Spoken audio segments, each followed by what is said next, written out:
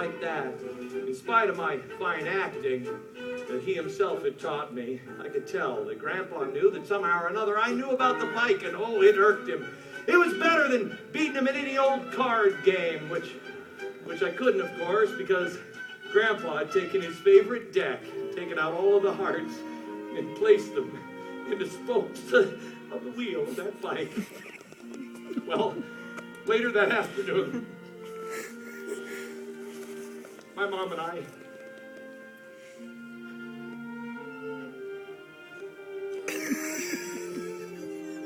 we sat there on the big couch right in front of the fire.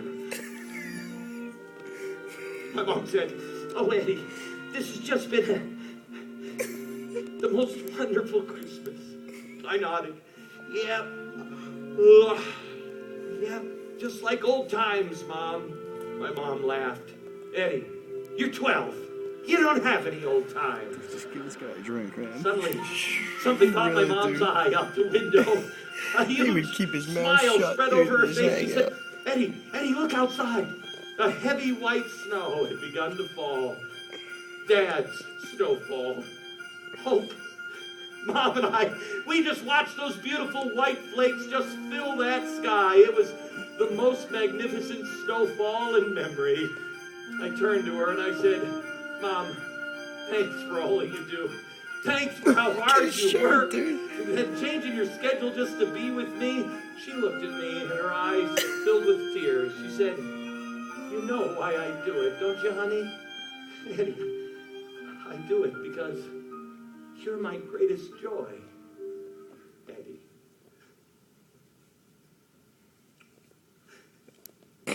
You are my joy.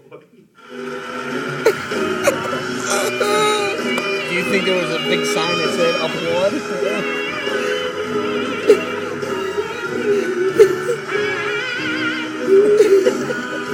Snow?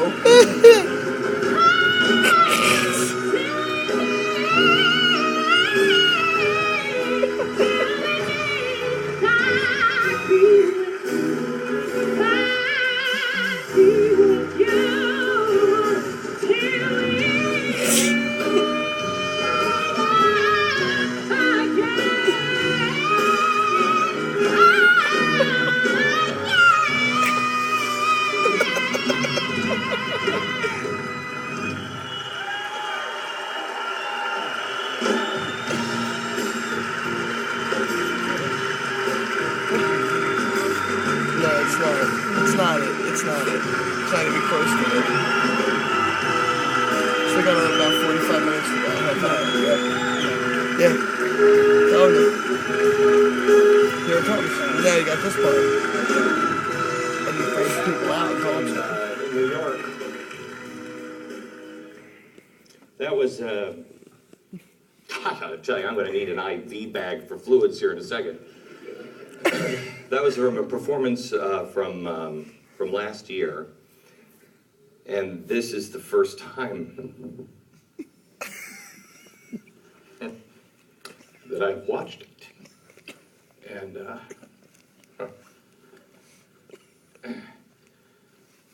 Simon & Schuster asked me to change the ending, make it a little happier. Originally, the ending was more true. Mom didn't come back. But that's okay. Life isn't fair sometimes. It just is. Life isn't fair. It's just worth it. I remember when I was with Don Brenner, he was our stage director. He's a Broadway guy, and he thought, when I hired him, he thought, "Oh, dear heavens, what am I getting myself into? A guy who was on CNN at the time is going to try to act and tell a story." And I remember the first time we read through it, he squirmed an awful lot until I got to the cornfield in Russell. And I got to the other side, and I talked about the brilliance of his light. When I finished that scene, Don looked up at me and he said, "Oh my gosh, where did that come from? And I said,